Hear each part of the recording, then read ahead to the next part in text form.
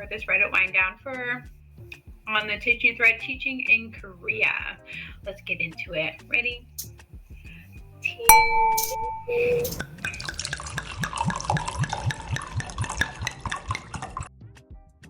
All right, guys, let's dive into advice for a new teacher. So this is a first-time teacher in Korea, and yeah, I was shocked by their age. They are a fresh, they're not even a fresh teacher, they're a fresh baby. Can't imagine. So I'm fairly new to Korea. This has been my 3rd month living. I think she meant to say living. Oh, person, I can never assume. Person. Living and working in Korea. I am 19 and fresh out of college. This is my first time being a teacher, and I'm employed at a hagwon. Most of the staff at the hagwon have been kind and helpful, but some of them are not as kind. I understand that not everyone would be kind or helpful in a workplace, but I feel like there is a couple of issues that I have listed below. I would just like some advice on this, if this is normal or am I justified in my feelings. Number 1, when I moved into the apartment, there was mold growing. I have done my best to clean it, but it keeps coming back. They told me that the mold was normal. It's not, and to keep spraying bleach on the wall. Bleach doesn't kill mold, if I remember correctly. If you want to get rid of mold, I have no idea, but how dare they tell her that that's normal? It's not. It's really not. For better understanding, plus bleach is not good to breathe in all the time either. For better understanding, here are the instructions I was given. Spray solution, let it sit for 15 minutes, then wipe the wall. However, I have never lived in a place where mold was normal. I've dealt with mold before, and normally when there's mold on the walls, it is in the walls too. Yes. So I'm concerned that I'm not really helping the situation at all. I have had a bad cough for about 2 weeks, and I went to the doctor, and he said it could potentially be from mold. Now, get that. Not them gaslighting her, like. No. What do you mean? 1, mold is not normal, and it's really crappy that they're saying that it is, because yeah, you're right, because if there is normally mold in your house, it is in the walls, and that normally means there's some sort of water leaking, and that's a problem because it's damaging the wall. Like, what's happening to the foundation, all this other stuff. And also damaging your body, because mold can make you sick, people. Although they are going to come back, I know this is going to happen. They're going to come back and say that, oh, you should have told us about the mold, and that because you didn't tell us, now it's your fault, and then they're going to charge you for the repairs for the mold. So make sure you keep your receipts. Everything in writing, people. Everything in writing. Tell them that, start taking screenshots, start documenting. When did you tell them? When did you get told that it's normal? Do you have this in a text? Do you have this vocally said? Like, get some sort of proof that they are trying to tell you that's normal, because it's not. It's really not, and it's really messed up. And so in these kinds of situations, you need to make sure you're doing your due diligence and getting all the information, so when they try to come back at you later on and say, oh, well, we didn't tell this to you, you have your receipts to back you up, because this could potentially turn into a legal issue. So keep your receipts. My question here is, am I just being dramatic, or is this a real issue? It is a real issue, because I have seen quite a few times on social media teachers in Korea saying, hey, I'm having this situation ABC with my apartment. They're not dealing with it, and I'm getting sick. What they have to do is they have to go through a whole process just to get help. And really, your hagwon, who is renting the apartment for you, they're your landlords, basically. So they're the ones who has direct. Well, actually, they are technically the renter. Yeah. So they're the ones who have the responsibility to communicate with your landlord. And so if your hagwon is not helping you out with this, then you need to tell them that I'm going to request a change of residence, because clearly it's affecting your health. Now, if I were you, I would go to that doctor and make sure I get that certificate. That is because of the mold in the apartment. That's going to have to force them to do something, because legally, now it's causing you harm. Exactly. At my hagwon, there are only 2 English teachers, me and another girl. She has been there for about 4 years, and the entire staff love her, which I completely understand. She is an amazing teacher, but I feel like they keep comparing me to her. I am responsible for making my schedules and making worksheets. After I make my schedule, they will tell me they will tell me that's not how she would normally do it. And after I make their corrections, I will ask if it looks okay. And they tell me yes, and then change a schedule without telling me. I have a list below of other issues. So there's a previous teacher that's been there already. And so you're the new person.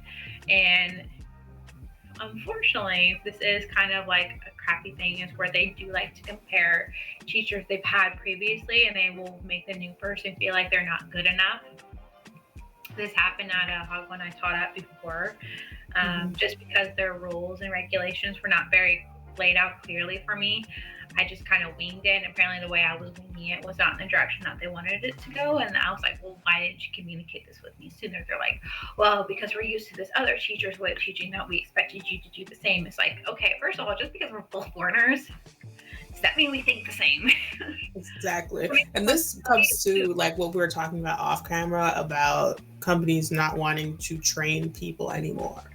If you train people and you have like a set criteria of how you want things to be ran, then they will be able to follow it. But if you don't have a set criteria and you're just going off of past teachers, everybody has different teaching styles and how they like to navigate. There's just so it doesn't make any sense. There's no work that's cookie cutter perfect. Don't expect teachers to be cookie cutter perfect.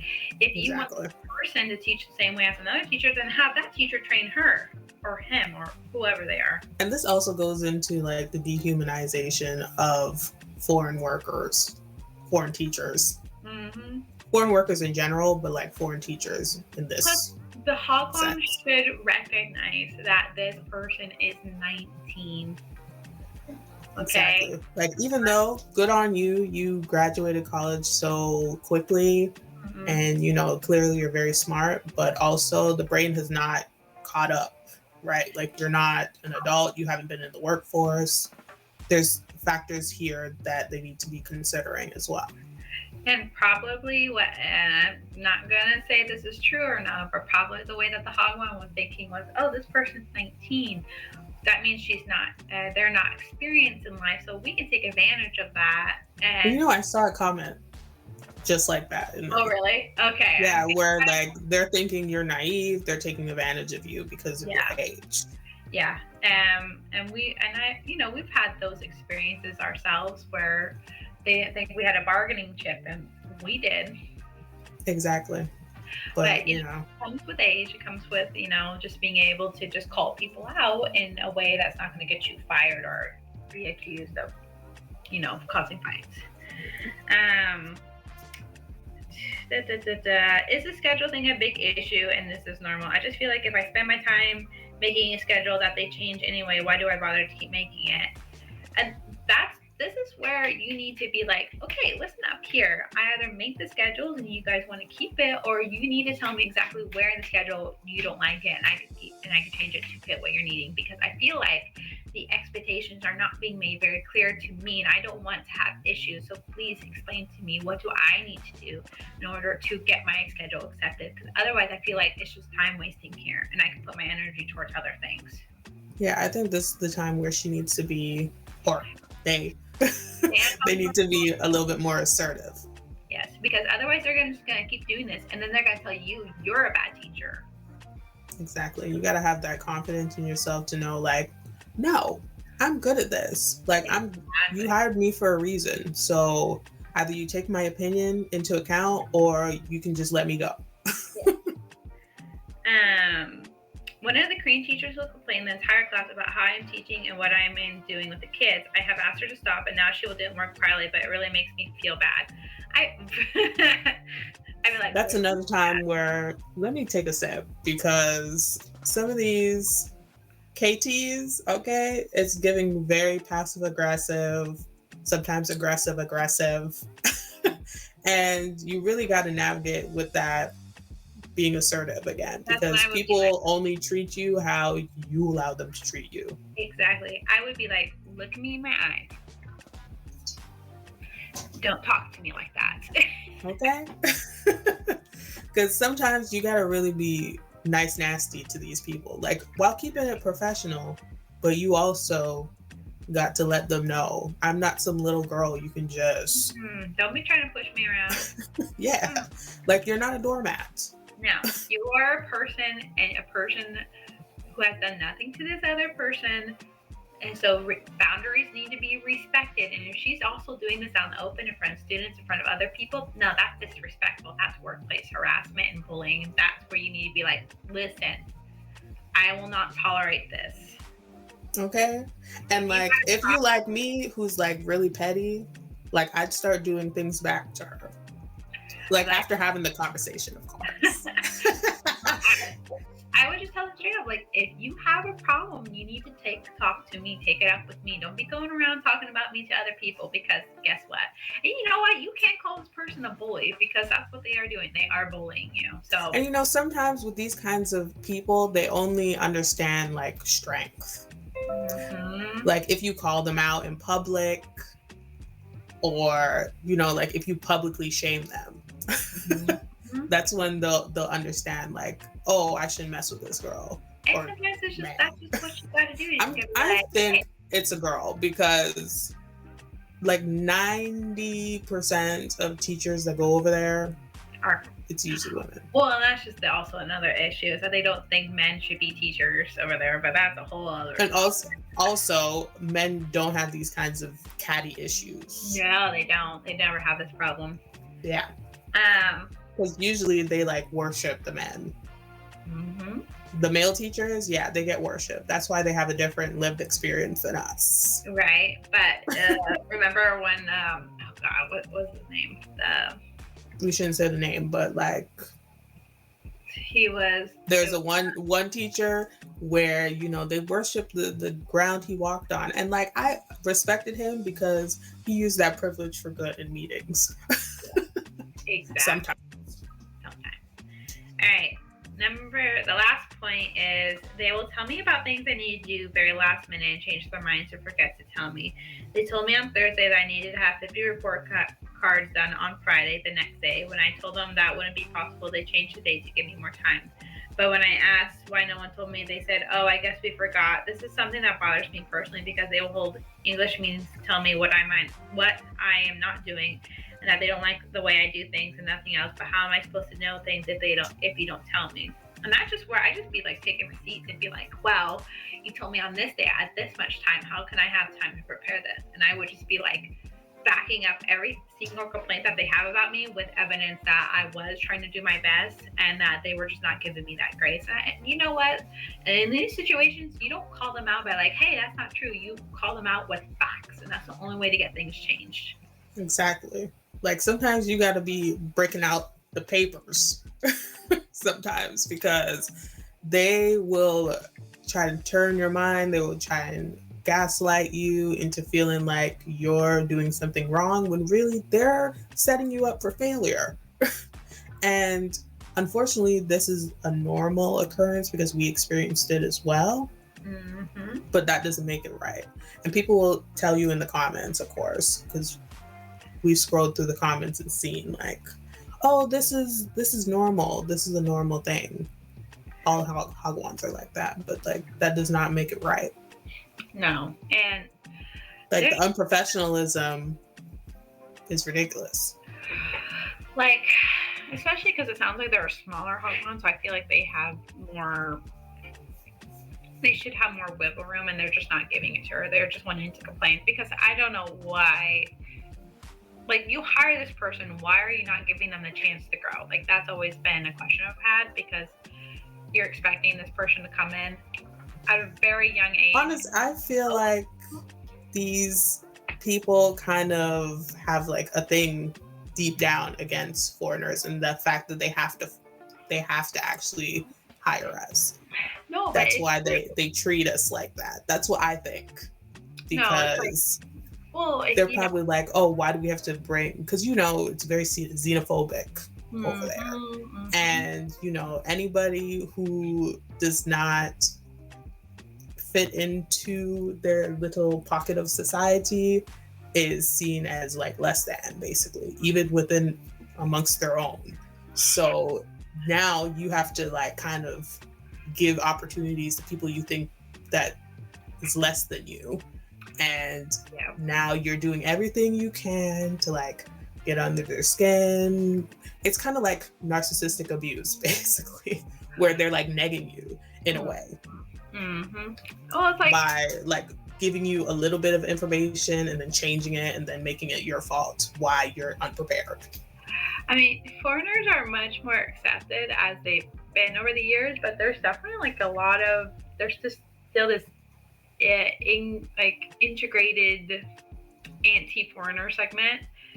And obviously with all the stuff going on over there, like you can really see it. It's really front and center. And it's like like when I'm with my husband, even though we're like in a bigger city, people still stare. Maybe not as much as they would if we were in my husband's hometown. But they stare and they look very like, what's going on over here? Like, why is this guy with this girl? Even though like clearly we're together, people still stare. And it's just an ongoing thing. Like even when we were in our small town, like if we were out and about with each other, like they know there's an English speaking Taiwan over here. Of course they're hiring foreign teachers, but then y'all are still staring. Right? Yeah. It's like crazy. You'd feel like literally an animal in a zoo. I remember like someone first gave me advice is if I go into a store, do not put my hands in my pockets. For real? Yeah. That kind of advice. As a white woman. Yes. That's crazy. Yes. I got told if I go into any kind of store where we were, never put my hands in my pockets or like open my bag or anything while I'm in the store because they will think you are stealing. Wow. That is crazy. And I just remember going like, are you serious? They're like, yeah. I like the person told me, she was also white. Remember the Canadian friend I had? Oh. She has gotten accused a few times of stealing because she had her hands in her pockets or she opened her purse or her bag while she's out shopping. And they try to accuse her of stealing. And it's not like it makes sense. Me as a Black person, I never experienced that. I never did. But also, like, it's kind of inherent in me to not have my hands in my pocket or look too suspicious, right? Because, like, that's what we've been told. And I never had it. And I never. As I've been young, right? Like, that's what me as a Black person had to go through. So it kind of just was a non-factor to me where that's how I navigate my life normally. So that's probably why I didn't experience that. I was like, are you serious? She's like, yes. I was like, that's crazy. I was like, I've never, I mean, don't get me wrong. Sometimes I still have like in my mind, I'm like, sometimes I feel like I go to the store. Do you ever feel like I'm very determined, I think you're stealing? Yeah. I still feel like, oh, I better not look too determined, otherwise people are gonna think I'm stealing. But like in Korea, like you always have to be like on the lookout, so you don't look suspicious. You're just like, don't look suspicious. Don't look suspicious. I'm adding that too. Don't be suspicious. Don't be suspicious. John Ralphio? Come to take his son and go, Rabbi. But yes, I think our final advice for this girl is, it's not normal. It's not normal. The mold issue, keep receipts of everything. Make sure you are just like documenting. So, because honestly, and I'm sorry for this, it will come back. I've had this experience where a hog one complained about a lot of things I was doing, and instead of helping me get direction and explaining to me, they just were preparing to get rid of me and let me go. Thankfully, I had a backup plan and I had stuff in my pocket prepared in advance because I also wanted to leave. So make sure you have your negotiation tools. Get your negotiation prepared. Like it's awful. You cannot always, you don't want to work for someone and just be like, oh, I need to make sure I document everything so they can't come back and get me. But you always got to think that way because not everyone is genuine, I could say. And like everyone's gonna be like, oh, at all. What do you mean? Yeah, like even my husband would agree. in Korea, there's such a thing as like this face value, and you have to. Everything's about saving face. Yes, and so if you look like you're in the wrong, that's not okay. So they will try everything they can to get out of it. So they're going to try to find ways to justify treating you badly, because it's your fault for why they are treating you badly. And so in that case, you want to make sure you are documenting and you are making sure you get your information, because they're going to try these underhanded tactics to save their face in order to make you look bad. So remember that. So save your own face. That is the theme of this part. So let's wrap it all and let's move on to the next one. Thanks for joining us for part 2 of this Reddit Wind Down Teaching in Korea segment. We'll see you on the part 3. Yes. Stay tuned for part 2. Little background, I was surfing the internet, surfing the Reddits, and I saw this story that's called, temperature in Hagwon, and I immediately thought about Ro.